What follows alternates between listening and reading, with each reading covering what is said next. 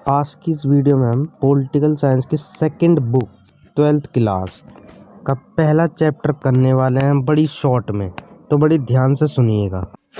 और मेरा नाम है तिलक, तो ध्यान से सुनिएगा, बहुत शॉर्ट में समझाएंगे। और आपका कोई भी सवाल हो तो आप हमारे इंस्टाग्राम। यह भाषण नेहरू जी ने 14-15 की मध्य रात्रि को संविधान सभा को संबोधित करते हुए कहा था।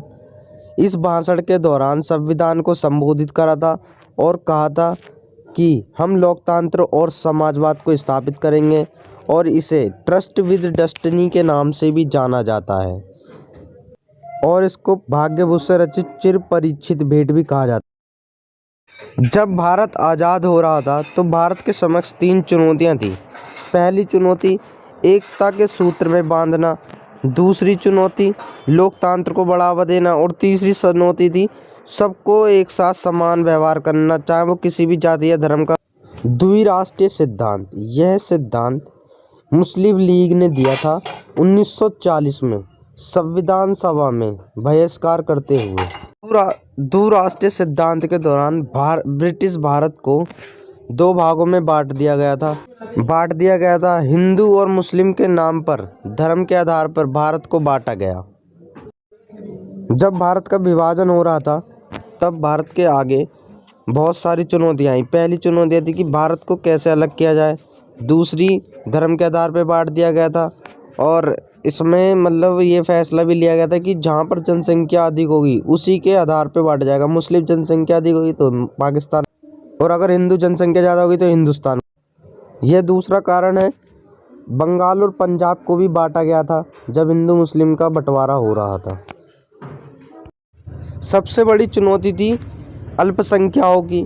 अल्पसंख्याओं को भी बांटा गया और अल्पसंख्या अपने ही देश में एक विदेशी की तरह हो गए थे और इन्हें समझ नहीं आ रहा था कि ये पाकिस्तान में है कि हिंदुस्तान में। तो ये था द्विराष्ट्रीय सिद्धांत। द्विराष्ट्रीय सिद्धांत के कुछ परिणाम हैं।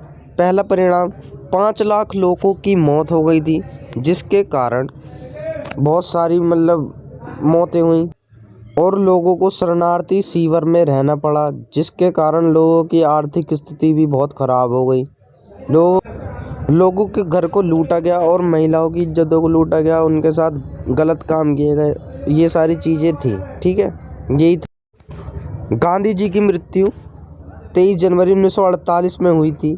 नथुराम गोडसे ने इनके गोली मार दी और जिनके कारण गांधी जी की हत्या हो गई। इसके 1 नंबर का विलय पत्र, ये एक ऐसा पत्र है जिसके द्वारा रजवाड़ों को एक करा जाता है तथा इसे इंस्ट्रूमेंट ऑफ एक्शन कहते हैं। जिसने भी इस पर हस्ताक्षर कर दिया उसकी जो भी सत्ता है सारी भारतीय उसमें मिल जाएगी। ये था इंस्ट्रूमेंट ऑफ एक्शन। और रजवाड़ों की समस्या भारत के सामने थी। भारत में 565 रजवाड़े थे और इनको एक करने का जिम्मा सरदार वल्लभ भाई पटेल ने लिया था। और ये सारी जो 4 रियासतों को एक करने में बहुत मुश्किल हुई। हैदराबाद, जम्मू कश्मीर, मणिपुर, जूनागढ़, इन सब के जो राजा थे इनने अपने आप को स्वतंत्र रहने का घोषित कर दिया था और ये किसी के गुट में शामिल नहीं होना चाहते थे। राज्य पुनर्गठन की जो सिफारिश थी वो 1920 के नागपुर अधिवेशन से हुई थी, जो आज़ादी के पहले ही कांग्रेस पार्टी ने कह दिया था कि हम आज़ादी के बाद भाषा के आधार पर हम राज्यों का पुनर्गठन करेंगे, लेकिन ये संभव नहीं हो। इस कारण को कांग्रेस ने मानने से मना कर दिया, क्योंकि कांग्रेस को डर लग रहा था कि भारत टूट ना जाए। इसीलिए कांग्रेस पार्टी ने इसे दबा दिया और इसको नहीं करा। ये है मद्रास का आंदोलन।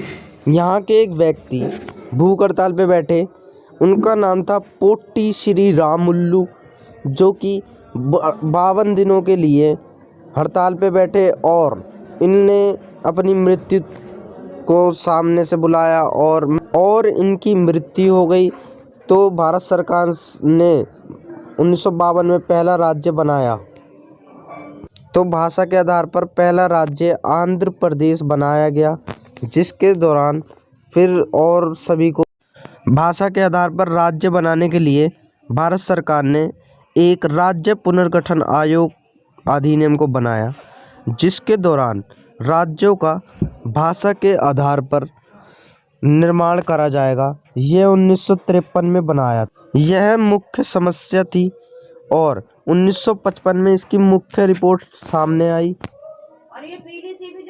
1956 में इसे पारित किया गया और इसके आधार पर कई सारे राज्य बनाए, 14 राज्य और 6 केंद्र शासित प्रदेश बनाए गए। तो ये था हमारी वीडियो का पहला चैप्टर, और अगर आपको पसंद आया तो लाइक ज़रूर करना और सब्सक्राइब भी ज़रूर कर देना।